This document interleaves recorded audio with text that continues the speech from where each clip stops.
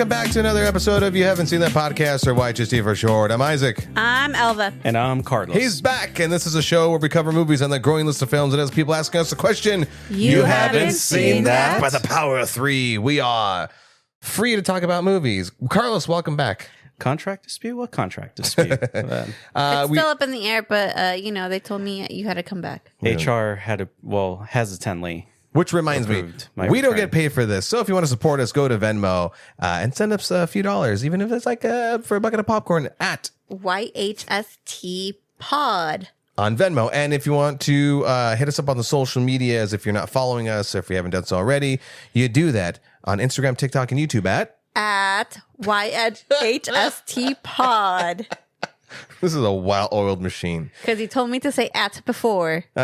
What did I miss while I was away? Nothing. I don't know. It's not even worth bringing it up. And I'm riffing here. I'm just going. It's a tired, lazy Sunday afternoon, and we saw a couple movies. In fact, we saw such a handful of movies that we're not doing any news. We're not doing any trivia. We are going to tell you what Rotten Tomatoes scored it, but it's going to be be done in a more streamlined version because we have the most movies we've ever covered on an episode, period. That's 6 movies. World record. Oh, the world record. My God. That's a sad record. Guinness is in here like, yep, it's 6. Okay, moving on. And we get a plaque for it. So going around the table, we're starting off with They Will Kill You. Beast. Super Mario Galaxy. Lorne. Lee Cronin's The Mummy. And The Drama. I'm sorry. Hey, I'm coming back. I might be a little rusty, all right? No excuses. You're well rested. Are you, though? Okay, so we're foregoing all of the other stuff. So let's just jump into it. So the first 2 movies we're covering are movies that not everyone, us, saw. So Carlos, you were doing some personal business. I think you're getting like your why was my brain gonna go there? I was gonna say you're getting your taint tattooed. Why did my brain go there? We're leaving it in. They Will Kill You. Me and Alva want to go see the They Will Kill You. It's the one starring Zazie Beetz. It had Heather Graham in it.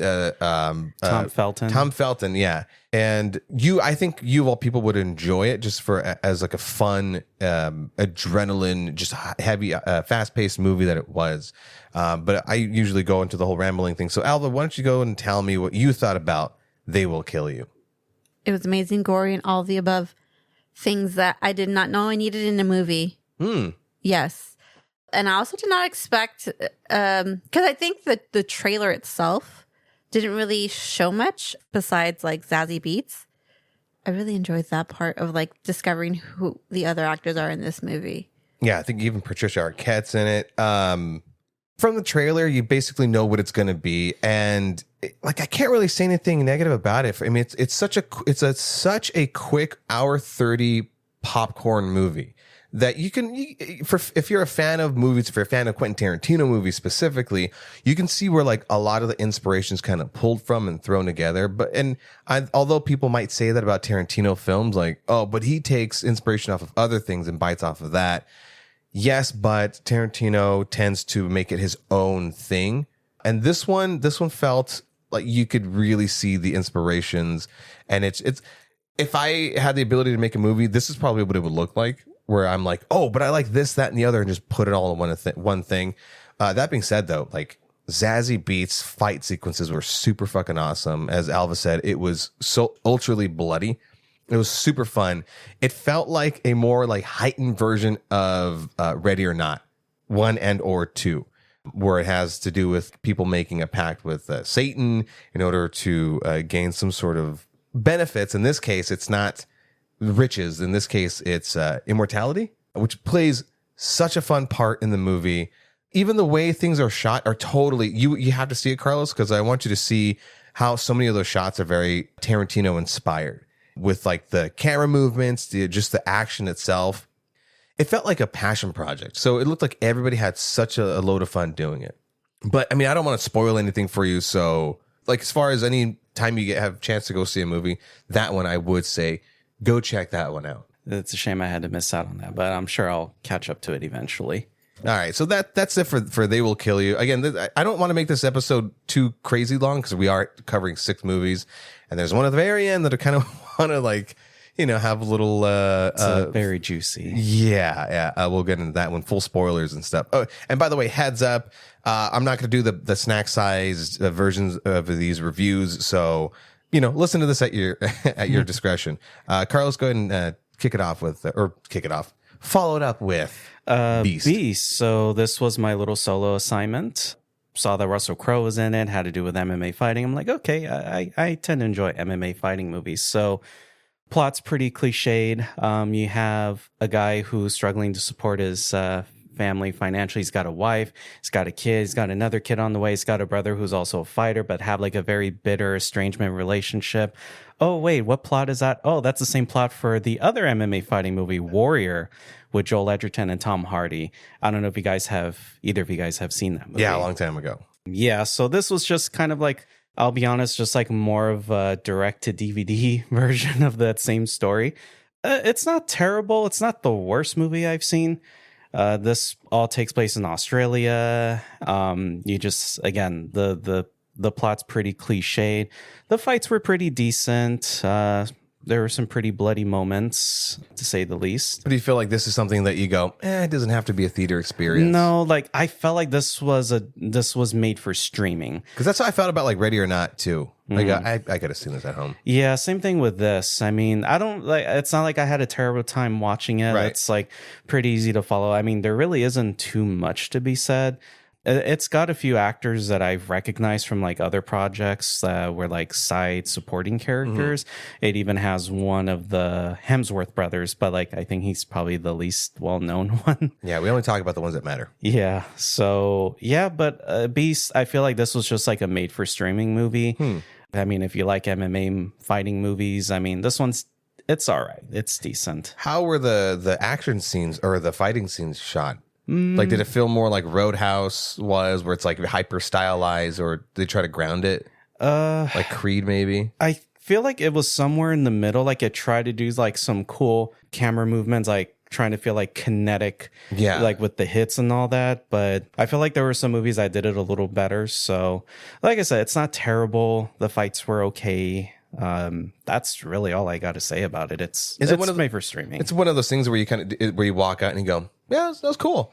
Yeah. All right, I'm gonna go grab a coffee now. It killed 90 minutes for me, so that's all it was. See, this is just not worth it. Speaking of which, Super Mario Galaxy, the movie. This is the sequel to Super Mario the movie, which the first movie I had a way better time enjoying that one because I feel it had a good balance of being a movie for the millennials, for people who grew up with the older video games, as well as the newer ones, as well as being a kids movie. But with this one, I felt like, this movie's really not targeted towards me.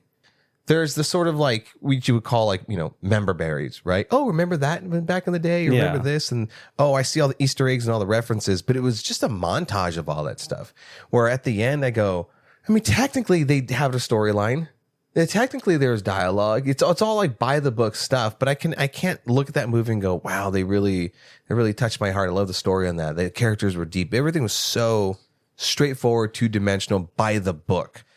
Yeah, so I missed out on the first Mario Brothers movie when it first came out, so I watched it literally right before we went out to go see the new one. I really enjoyed the first one. I didn't expect to enjoy it as much as I did. Yeah. The story was pretty straightforward. It made sense for them to go from point A to point B. Mm-hmm. With this one, it still had some fun moments. I still had some good laughs. And again, the member berries. But I felt like the story in this was like all over the place. I honestly kept forgetting about, oh my God, what's her name? Rosalina? Rosalina. Yeah, I kept forgetting that she was in the movie. Movie forgot about her too. So, also the inclusion of another Nintendo character, I'll admit, was pretty cool. Yoshi? Star Fox. Yeah, Fox's inclusion. Again, I grew up playing Star Fox 64 more than I did with Mario 64. Mm-hmm. So that I totally geeked out over. But yeah, I just felt like this one wasn't as good. Like as far as like I guess you would kind of call them like other video game cameos, right? Mm-hmm. In the first Super Mario movie, it was built up where you go, oh shit, we're getting DK in this world. Like, okay, this is a Nintendo world. This is cool. But they just sprinkle it in. So you're like, yeah, it's cool, but it's still the Mario movie. And then there's just that whole like intergalactic airport scene in the Galaxy movie. It's where they go, let's drop all the fucking video game references. Let's drop all these cameos.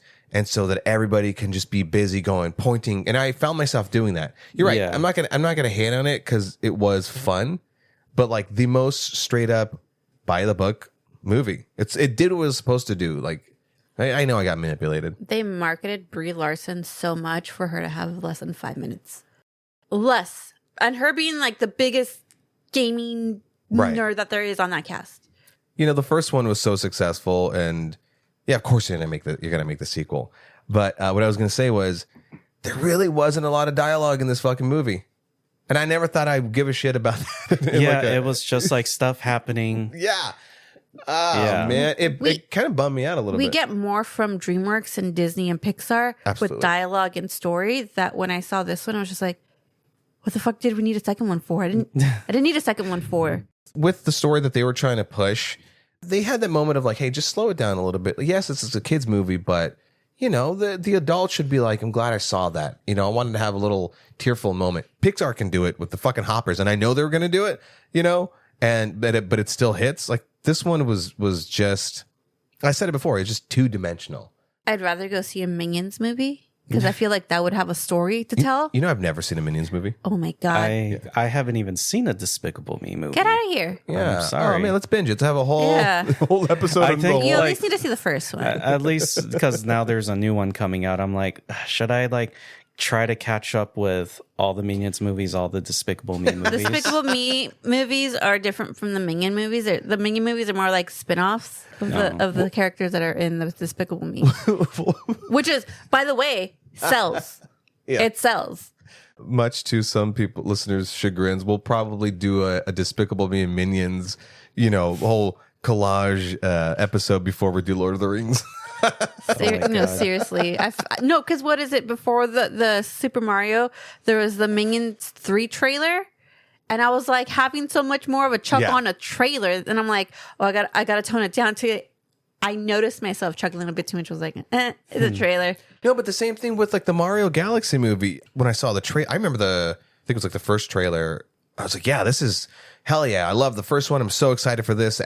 By the way, can't knock the animation. Looks stellar, dude. It looks fantastic. It's just such a bummer that they didn't, I don't know, focus on just fleshing the movie out a little bit. Even to that point, I know this is a kids movie, and it's kind of moving along. I was kind of bored with it at a certain point, you know, because I kind of quickly realized there really wasn't a lot of substance. Yeah, I felt like the whole airport sequence, like they could have either shortened it by half or just cut it out entirely. Mm-hmm. But I know that that's how you have to introduce, you know, that's how they introduced Star Fox in this movie. Or at least I would say like they could have shortened it. Yeah, I mean, it's very colorful. Stuff's happening. It was like, oh, this is by definition meant for kids. Yeah. But I felt like these movies, like for the Super Mario Brother movies, could also be catered to adults because older generations and now these younger generations are also still growing up on Nintendo characters. Absolutely. Which a lot of like when in the movie they turn into certain characters, I go, I don't know what that is. Oh, that's the later games. That's for those those group of kids. I just went and lost altogether other than knowing like Mario, Luigi, Peach, Bowser. Oh yeah, I think I'd never played the games growing up. You also never played like Mario 64. Oh, you would love 64. Well, here's the go. The thing that Stamen and I just said, never play the games before. None of them. Yeah, none of them. Not even Mario Kart. I wasn't allowed to play video games growing up. Like I didn't have like a system at home or the Switch has a Mario like compilation of because my nieces have played the Mario Party games because of the Switch. It's like $60. Yeah, I was about to look it up. I looked it up. I'm down to get that. I'm so down to get that. Yeah, I mean, I don't really have anything more. I know we kind of spent more time on it than I really thought or expected, but makes me want to play Mario Kart now. I'll kick your ass, Mario. You know what? I'm going to put this on record. I'll kick Carlos's ass. Hey, what did I do? We'll play. Mario Kart? Yeah. She's like, I'm gonna Gotta find somebody. Here's how it goes. So me and her will play like Smash Brothers together or Mario Kart, and she's been getting a lot better at Smash Brothers. But then when it comes to Mario Kart, she goes, "Hey, what are you doing right now?" I go, "Nothing." She goes, "You wanna get your ass kicked at Mario Kart?" I go, "Babe, at Mario Kart, you never are even close to Have beating more of a me. chance in Smash. There's never been one time she's even gotten in first place past me. I'm fucking Max Verstappen with that shit, dog. Anyways, Super Mario Galaxy movie. If you have kids, you'll enjoy it, but you're going to feel like you're forced to fucking watch it. Yeah. Now, let's completely shift gears and talk about something that's a little bit more nuanced, a little bit more mature, and that would be the Lorne documentary. Probably nobody thought that documentary even existed because it didn't get a lot of promotion or advertisement, but I'm not such a fan of SNL where I'm like, oh, fuck, hey, guys, I got to go watch the latest SNL.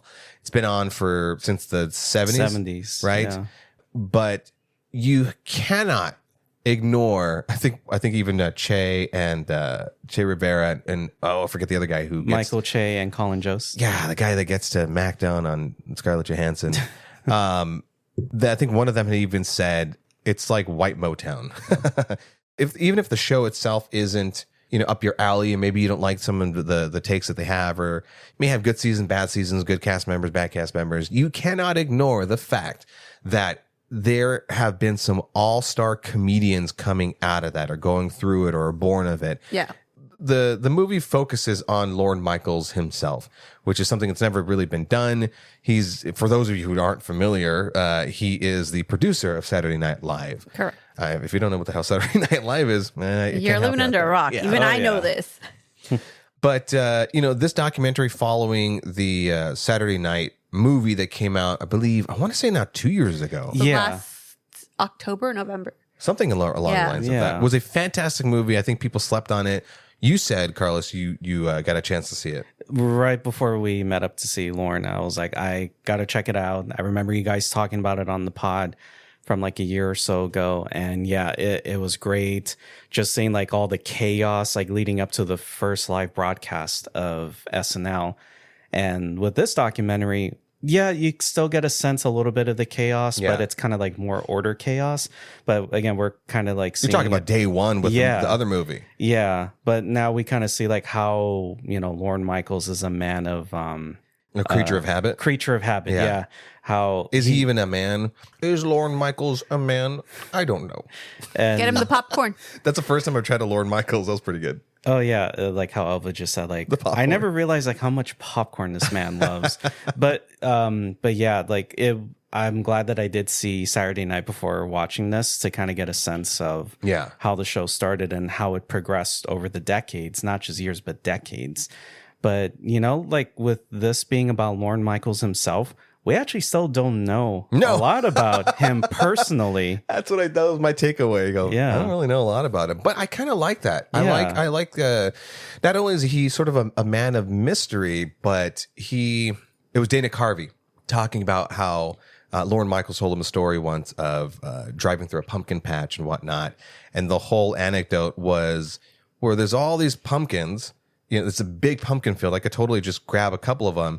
He goes up to the guy selling pumpkins. And he goes, well, why would I bite off of you and not just, grab 1,000 of them off the side of the road over here? He goes, because you're paying for me picking the pumpkins. That's more in relation to the comedians that he picks. Again, go through the people that just blew up from SNL. They would have been nothings without it, Sandler, Eddie Murphy, Chris Rock, Dana Carvey, Norm Macdonald. I mean, the list goes fucking on and on and on. Just people that were so integral, one in comedy and part of like the peak of movies. I think they even said big dumb movies. Like, what was it, Three Amigos? There was a couple of other movies I didn't know, like Lorne Mean Girls? Mean Girls. That was like the biggest surprise. I'm like, in retrospect, it makes so much sense since you do have a couple of alumni cast members Yeah. from SNL in there. Yeah. So yeah, like that was a surprise. And then also like, I didn't realize like how much even in those movies, they're making references to Lorne Michaels with like micro impressions. Austin Powers. I didn't know until you told me the other day how the whole that is that was him. I mean, I don't think we have a younger audience, but for you youngins, if you're happening to listen to our show, welcome. That's right, fam. Hey, chat, check this out. So there's a movie called Austin Powers. It's a great trilogy starring Mike Myers, and he plays a character called Dr. Evil. He has a very unique way of talking. I did not know until I think a year or two ago that he was doing an impersonation of Lorne Michaels, which is so fucking hilarious because Lorne Michaels is such a serious guy for the most part, outwardly, but he can crack some jokes and, he can make fun of himself. But Jesus, to have a character that's so kind of integral to the zeitgeist, how many Dr. Evil things were there? Mini-Me and everybody was doing the pinky to the mouth and shit like that. I mean, that's just that's more of a love letter. Which a little quick segue back to the fucking documentary of this whole documentary, although you didn't really learn a lot about him, you got more of a beat for beat timeline of SNL itself, because Saturday Night Live wouldn't be anything without Lorne Michaels. And they sort of explore that in the documentary. But the whole documentary just ended up feeling like a love letter to not SNL or Lorne Michaels, because I think they're just one and the same. You know what I'm saying? That's sort of kind of what you ended up taking out of it. One of the coolest things, though, I did love that they did was they would, I think it's in the past year they were shooting all the footage and stuff and a lot of behind the scenes of SNL. So you get to see when they do the table reads and when they're all in his office. And I'm like, wow, this guy is the world's best boss, because he has dinner with everybody all at once. He, they all gather in his office and he has the everyone, they're like, yeah, Lorne's my friend. He helps them through stuff, whether they, going through drug problems. Also doesn't shy away from telling somebody, you need to not do that. This is terrible. We're cutting this completely. That's great. That's not good leadership. That's fantastic leadership. I think if anybody is a manager or is looking to be a manager, look at Saturday Night, the movie, and then Lorne, the documentary. Yeah, going back to how when he would do his meetings, there's he really cultivated this sense of where he's almost kind of really a father figure to the whole team, how he sits down with them. He's never standing over them, but he sits with them. He speaks so calmly. You never really get a sense of this guy ever exploding at all. He's just very calm. He knows how to manage difficult situations. It really gave me great insight to what goes into each week that they're going to be working on an episode. So I'm curious though, because I wanted to ask you guys this. I mean, I don't watch SNL frequently, but I, of course, on YouTube you could watch there's plenty of clips from the old days to up to current days. So for me, some of my favorite SNL skits are the Jeopardy sketches with Will Ferrell and with Sean Connery reading the categories so badly. Your mother, Trebek. So those are my favorite sketches. What are your guys' favorite SNL sketches? I was not prepared for this. Cheeseburger. Oh, classic. Get a cheeseburger. I'm trying to think of any other skits that really popped to mind. Anything with Chris Farley. Lay off me, I'm starving. Or as Matt Foley, the motivational speaker. Holy smokes. Anything with Will Ferrell, Chris Farley. I love me a good any of the Norm Macdonald weekend updates. Oh yeah. Sweet Jesus. That guy is just straight up a genius. By the way, and they didn't fully cover this, but I saw a video on it where all the things Norm Macdonald got in trouble for back in the day when he was doing interviews, and he was very OJ's a killer, and the Catholic Church, all that stuff. Turns out McDonald was right for about 95% of the things. Oh, dude, I fucking love Norm Macdonald. Holy shit! You ever heard the moth joke? Oh yeah, the best. I have that one locked and loaded. If ever any technician in our job is late for work, they go, all right, sing a song or tell a joke. And I'm so close from wasting 10 minutes of everybody's time. What about you? What skits? Which one is the one where it's the 405 one? With the California. Yeah, there you go. That one. And I think because there's been a while where I stopped. And then just lately, anything that Marcelo is in. Oh, dude, he's been blowing up. He's great. Just because I don't know, he hits with that Hispanic comedy. Yeah, totally. So I'm just like, I got it. But other than that, I don't anything Adam Sandler was in. I'm trying to think. I never really liked a lot of like Fallon. I still don't get Jimmy Fallon. Yeah, kind of the same here. Yeah. But did you have a skit? Besides the Jeopardy ones, there's the first one with Matt Foley. I do like the weekend updates where Colin Jost and Michael Che exchange jokes. Shit. Oh my God, that's Yeah. But okay, so that's down the realm like I'm talking about, where if you're writing it for each other, you basically gave each other the okay. Yeah. And you sort of kind of tiptoe over that blurred line of what's okay, what's not okay. Holy fuck.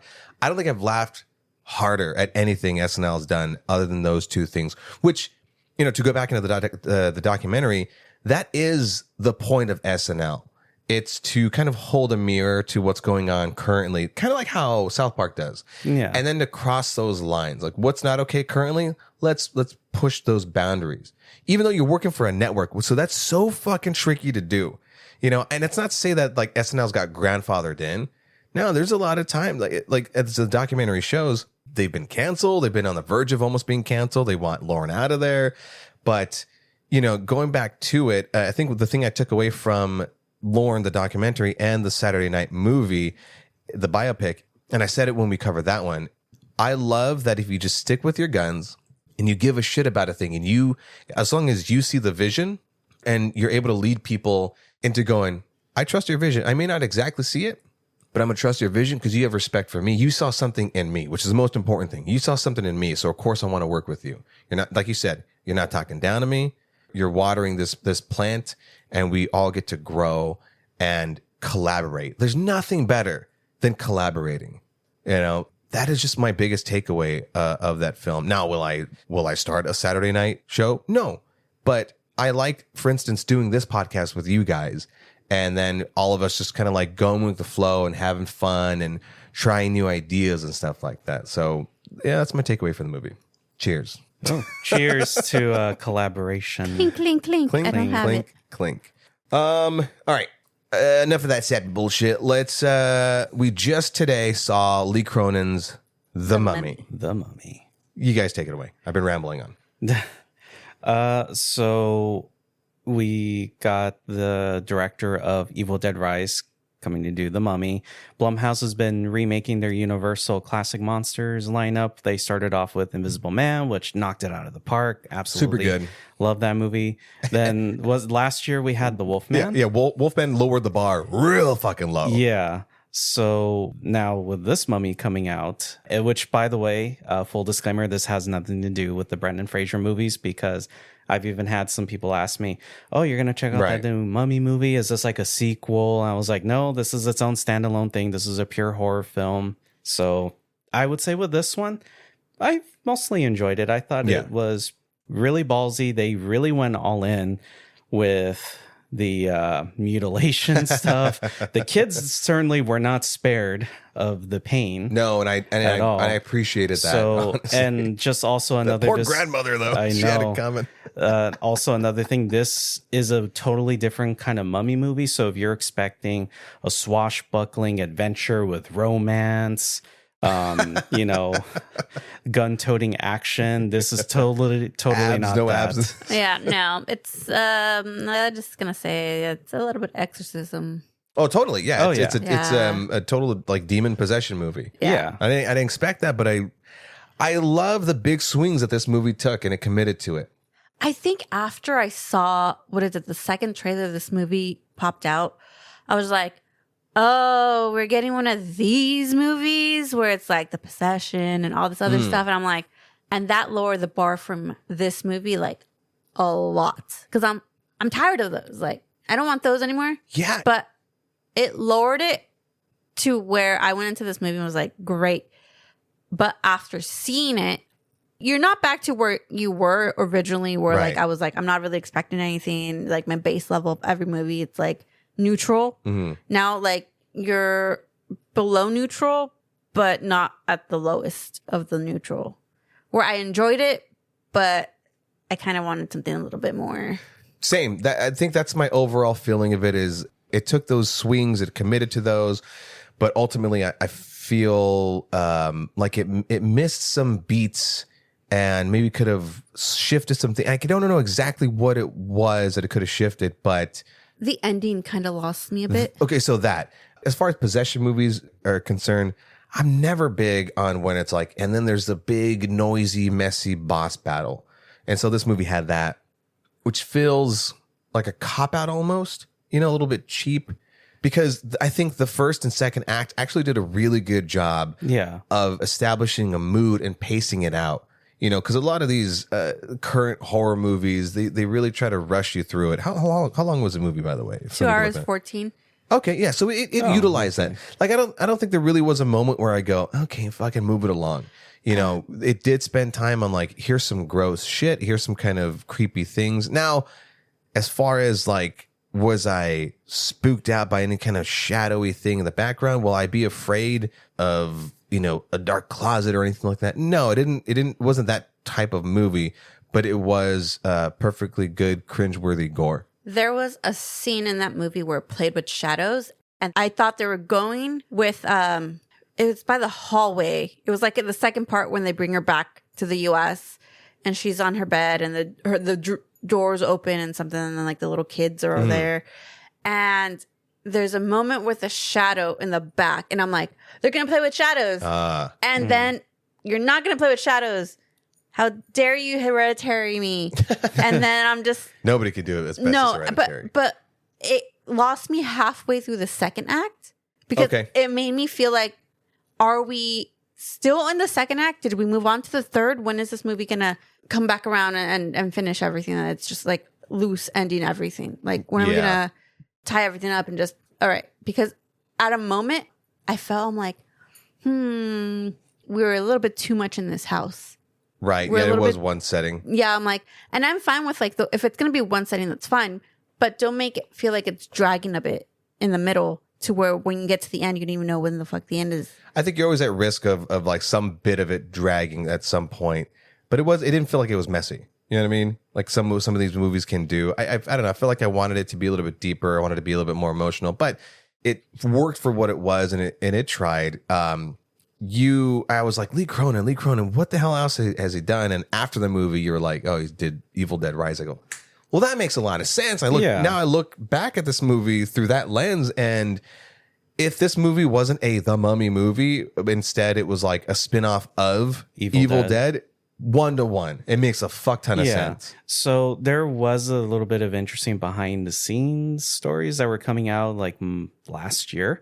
So there were reports that like they did test screenings for this movie, and that like the test screening audiences poorly received it because they apparently were expecting this to be related to the Brendan Fraser movies. Yeah, that you're always going to run the risk of something like that. Yeah, which is why they put his name like in the title, Lee Cronin's The Mummy. And that supposedly James Wan walked out of the screening because he didn't like it, and that they were considering changing the title to The Resurrected. Because the thing that, well, again, supposedly the feedback from the test audience was that it's titled The Mummy, but you don't really see, like, there's no mummy in it, which it's supposed to be Katie, the possessed girl. So they ended up just sticking with the Mummy title. I appreciate, again, like how you said, like it took big swings to do something really different. I did see a lot of elements of Hereditary in here, and even Bring Her Back. Yeah. A bit of that. Okay. Yeah. Although Bring Her Back was way more brutal than this one. Yeah. Self-mutilation.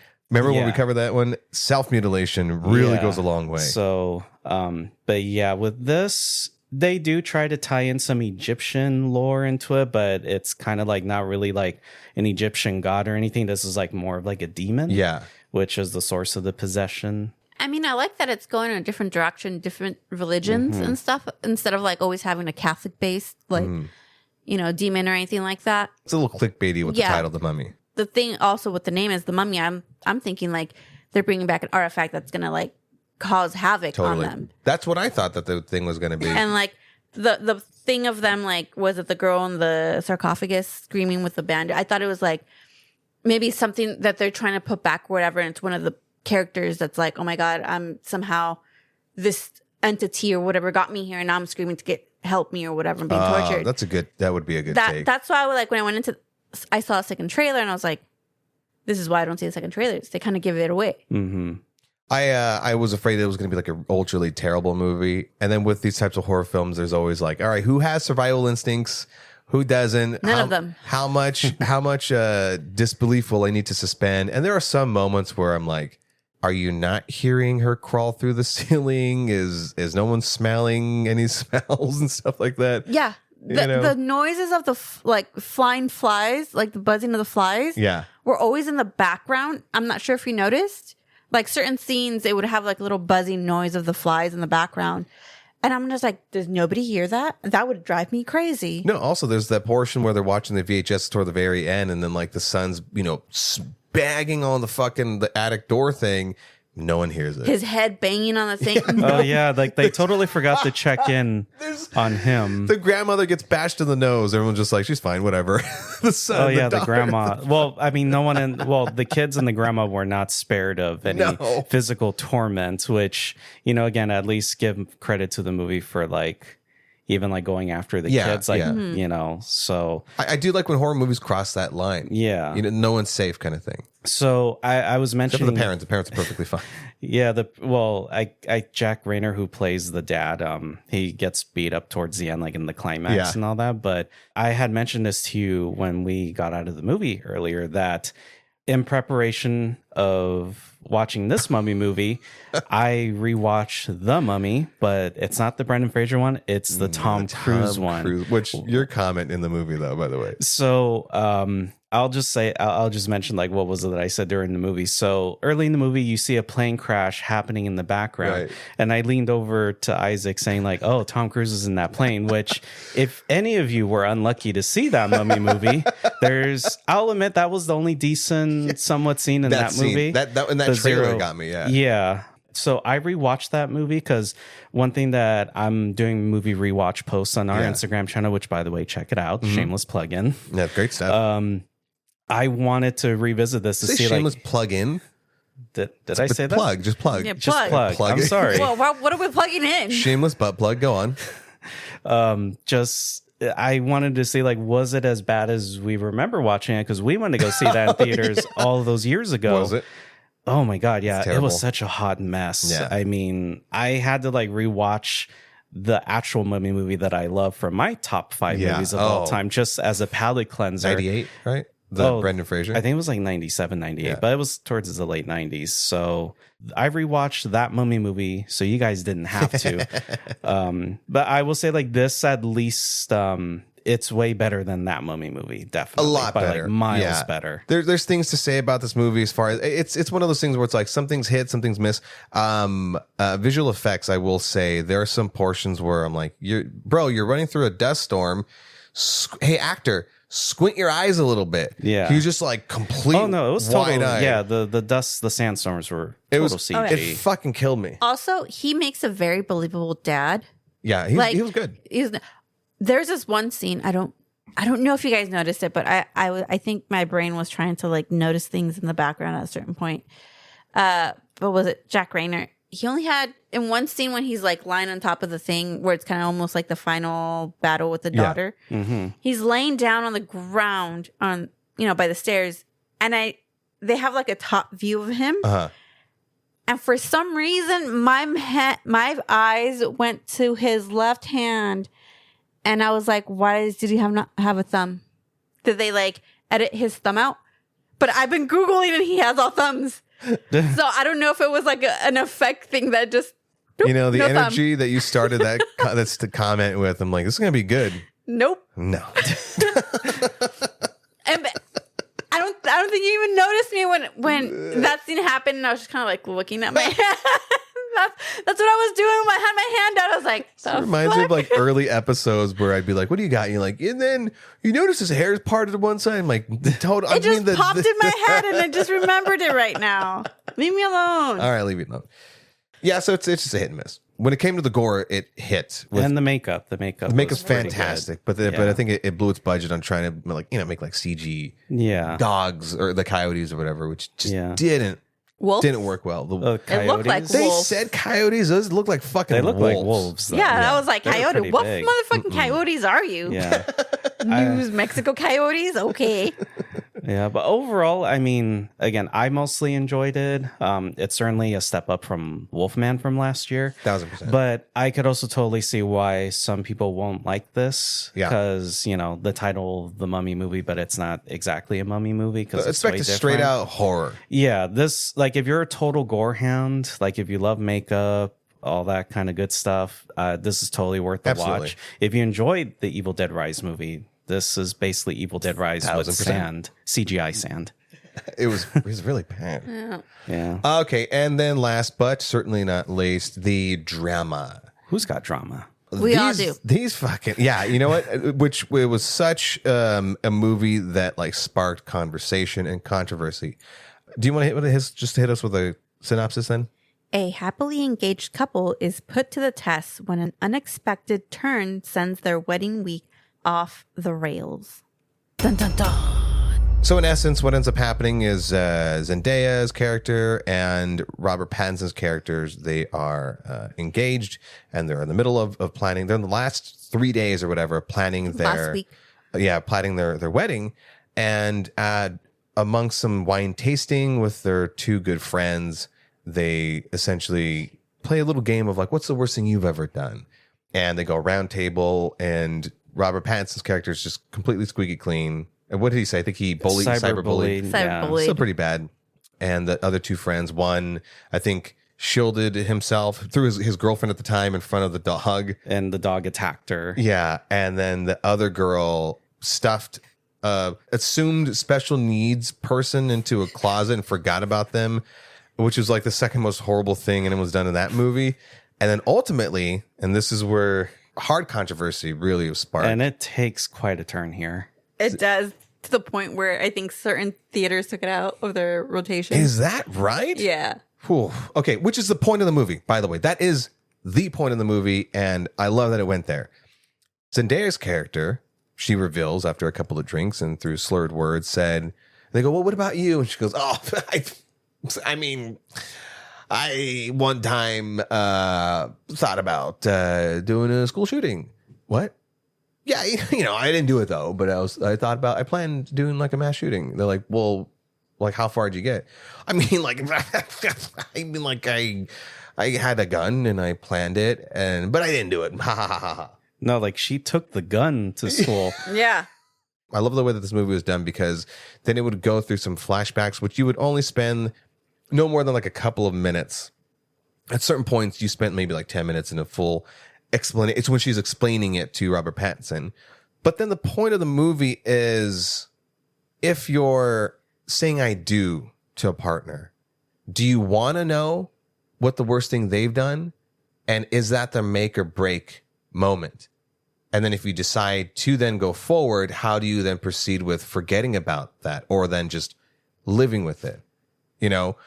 What I really loved that they explored was everyone's got a past. Everyone has something bad that they've done. Something's a little bit more serious. Something's not. Essentially, nobody's really squeaky clean, and it's until you go through stuff yourself, then you can kind of understand how people function. So Robert Pattinson's like, he can't comprehend anything anybody's done. And then he makes his mistakes and he sort of has an understanding like, oh, I guess you just have to get past it, Also, is like that person's worst thing they've done, the vanilla version to you. So like, one could be like, I jaywalked or I pushed someone to the side or whatever. And then you find out later on, like, that person's like, okay, that's not. Then the other person's like having it even worse. So it's like, what is the worst considered to you, and what is the worst considered to them? Because I think you're always going to be throwing stones in a glass house. Is the whole point of it. There's one character that is sort of effectively the villain of the story. Oh, Rachel.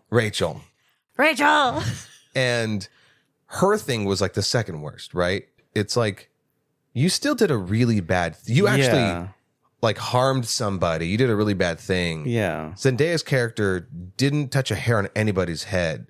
Yes, she thought about it and prepared for it. You know, where is that line? And are you being hypocritical? It just plays with that idea of what do they call it? It's, you know, essentially calling the tea kettle black. But in essence, for an example, a really simplified example, it's you're driving down the road and somebody changes lanes without putting a blinker on. And you go, that's so and so, F you and your mother and your family. And then you do the same thing. You change lanes without putting a blinker on. You go, oh, but I have a reason. I justified it. You know, in my head, I get it. But that you did it, you're the demon of all demons. Criticizing? But anyways, moving past it. God, this movie really, it was uncomfortable. Oh, yeah. It was anxiety filled, as it should be. I think our friend saw it. He goes, it was such an uncomfortable, I was just filled with anxiety. You go, yeah, that was the point of it. Yeah. So kind of after that reveal from Zendaya's character that, you know, she almost went through with the school shooting. So, of course, the rest of the movie is the ramifications of how each person reacted to that. So Robert Pattinson, though, he still tries to defend her, saying like, hey, like, she didn't do it.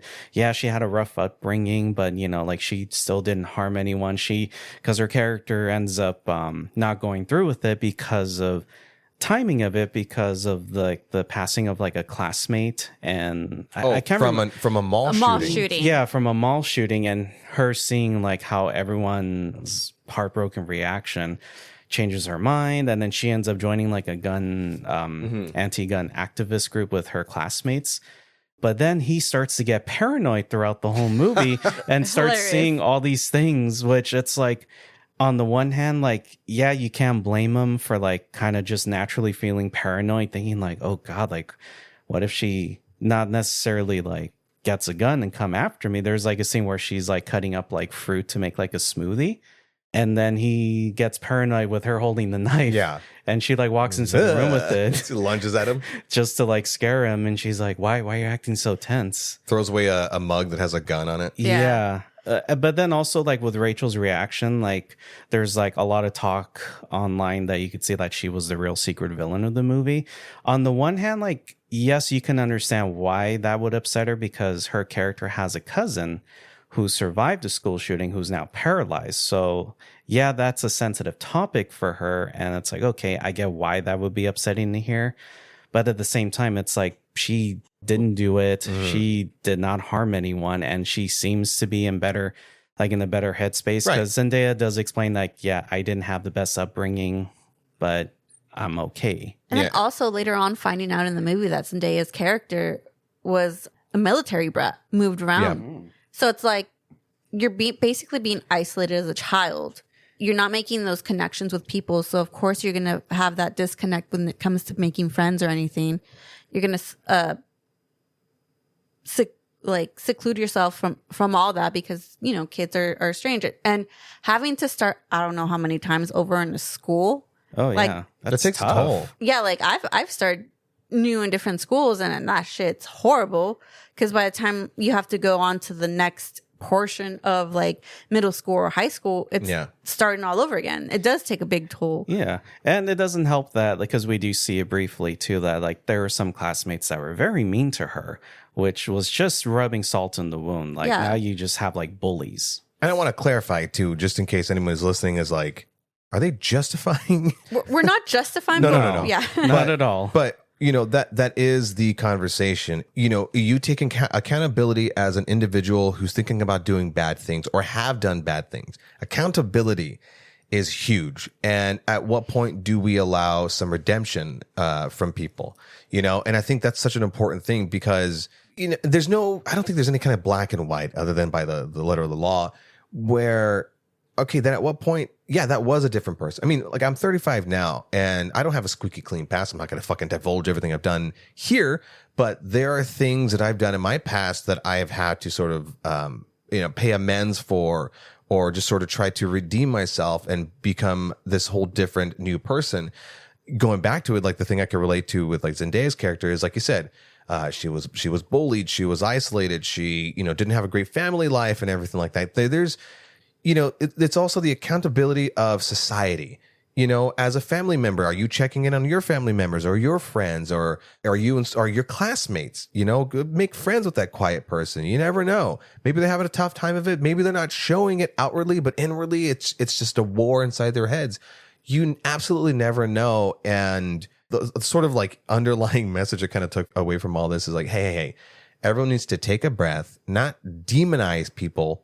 We're humans. We all make our mistakes. Let's sit down and actually have a conversation, not an argument. Let's have a conversation about things. You know, let's learn about someone instead of just looking at the bad thing they did. Again, if it's within a realm of like, you know, redeemability, like what caused it? Let's talk about that. Are you still struggling with those things? There is an important message as far as like mental health is concerned with that movie. It was really profound and a surprising dark comedy. I think the second movie that we saw in the past couple months that dealt with shootings in a sort of tongue-in-cheek way. Good luck, have fun, don't die. Oh, yeah. Yeah. Oh, yeah. But yeah. So what's the worst thing you guys ever done? No, you don't have to.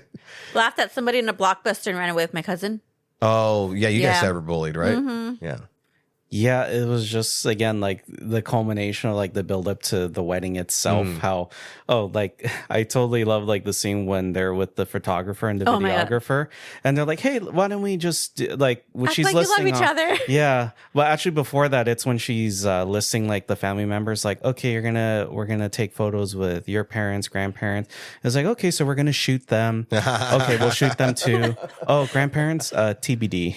TBD. So it was just that, and then you see Robert Pattinson's face, like, okay, like stop saying that. But then go on. No, Sorry. go ahead. No, and go ahead. then it's up to them taking photos, and you just see like how uncomfortable Robert Pattinson. And in his defense too, like imagine somebody, you thought you knew them. You thought you knew everything about them. And then you learn something new, something big. Yeah.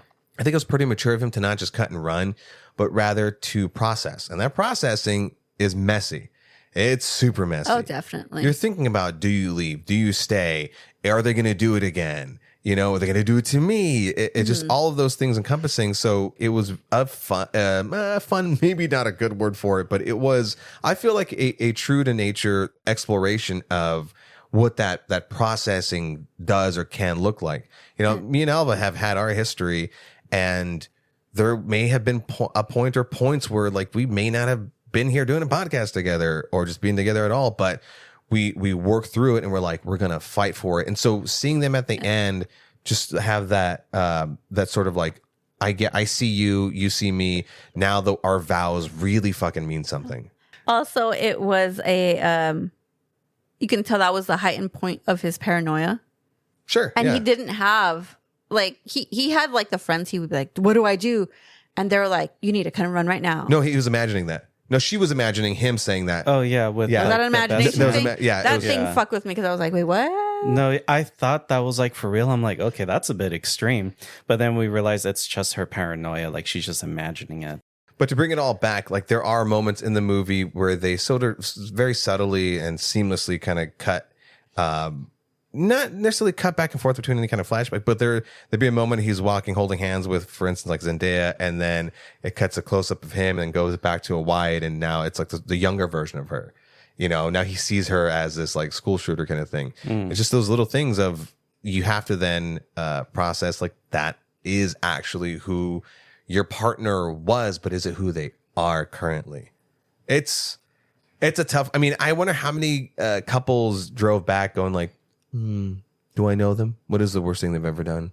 Well, I mean, it just shows that, like, hey, everyone's got history. It's not always going to be the best history, but it's also like, who are they now and how you put it best.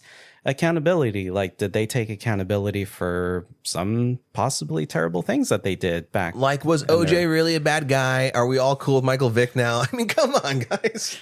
Nothing? Fuck you guys. Where's Norm Macdonald? Just jokes. Okay, now let's go and wrap up this episode by doing our YHST Gets Fresh every other episode. Now that Carlos is back, we're doing it back again, where we go back and forth, go around table, and guessing the Rotten Tomato critic and audience score, as well as giving our personal ratings on the aforementioned movie. But because it's 6 movies, I'm just going to get your guys' personal rating, and then I'll tell you what the critics and audience gave it. Great? Cool. Okay. From 0 to 100, 59 and below being around 16 above being fresh. We will Look, start with I They am- Will Kill You. yeah. I give that one an 80. That's Okay. what I'm giving it.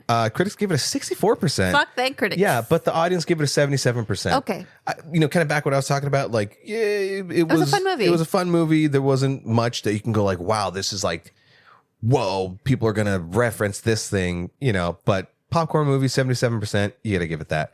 All right, The Beast. Now on to you, Carlos, The Beast. Thank you. Beast, I'm going to give it a 59%. Wow. You're going to be surprised at this one. Critics gave it an 85%. The fuck did they watch? They like sports. That's the thing. See, They I like this difference in it because I do trust your ratings, actually. And then the critics give it a 75%. Super Mario Galaxy, go around table. For me, I'll give it a 69. Hey. It's a kid's movie, goddammit. I'll give it a 63. 63. You guys are way too high. Too high? Too high. Damn. 44% critics give it, and the audience loved it at 89%. I mean, there was, like how we said, there were still enjoyable I parts. love my Luma, but fuck. Lorne. Oh. I'll give that a 75. I'll give it a solid 80. It is a 67% from critics and no rating on the audience because I don't think anyone went to go see Who it. watches It got documentaries? 207 million. Yeah. But Dollars? yeah. Okay. Made in the budget in the thingy. Fucking, you've been doing this podcast for 3 years. I'm not big on documentaries. I liked it. It was made Yeah. by the same guy who did the Won't You Be My Neighbor documentary. I've never seen that. You've not seen it? There it is. By the way, I cried in that documentary. Same here. I wanted to be a better person because of that movie. I mean, well, because of a lot of other reasons, but like that movie, I was like, I could do so much better. Elva, you got to watch it if you want to. Oh, yeah. I mean, last time I said I wanted to cry. I did. Oh, it's fantastic. It's a great documentary. Yeah. 67%. But I mean, to be entirely honest, this is actually the first time we reviewed a documentary. You know I what I liked mean? it. Yeah, Right. Yeah, I really technically. like this Yeah. one. Yeah. I mean, it's SNL. It's Lorne. It's part of the zeitgeist. Okay. The Mummy. Lee Cronin's The Mummy. Lee Cronin's The Mummy. I'll give it a 75. Look at it, 69. Critics give it a 46%. Not surprising. I do. Well, I think that might be just a touch low. Like What's how audience? hypercritical. And audience is 75%. It's Yeah. I mean, that's a better whole. It's review on it. understandable. We see where their brains go. And lastly, the drama. Ooh. The drama. Ooh, controversial. Anybody here. jump in at any time. This isn't rocket science. I give it 79. Thank you. I'll give it 78. You guys, you're on the money with the audience. It's 77% critics, 78% audience. Not bad. Yeah. Yeah. That's right. The buttons! Fucking button. Toot, toot. That's one of those movies, though, the drama, where it's so extremely thought-provoking. Watch that one at per your discretion. Anything else anybody wants to say about anything? No, sirree, No. Bob. Carlos, welcome back to the podcast. Now that we got all of those movies out of the way, the subsequent episodes will have news, we'll have either or, we'll have trivia, and we'll have more, the normal YHST fresh little thing. Yeah. It'll be back to your regularly scheduled program. That's what Me. he I said. couldn't have said it any better myself. Anything else? Nope. All right. No. That's an episode. Ooh, jam packed. Holy shit! My God. All right. Thank you for making it this far. In fact, if you did make it this far, prove it by commenting the word. Shabuzi. I was gonna say like mummy. Oh, okay. How the fuck do you spell Shabuzi? Try spelling Shabuzi and There's comment that in our comment section. SHABOOZEY. Fuck me. On Instagram, TikTok, and YouTube at YHSD Pod, and you can support us on Venmo at YHSD Pod. I muted your microphones. I love you. I mean it. I'm going to go fucking shoot myself. In the meantime, let us know what movies are on your growing list of films. And as people asking you the question, You haven't seen that? I'm going to go die now. Why haven't you seen Laters. Why haven't you seen that? What a chaotic return. that? Have you seen that? Dear God, I am so sleepy. Seen that? Have you? Come on, you guys missed me. I go sleep now. I go nap. Okay, bye.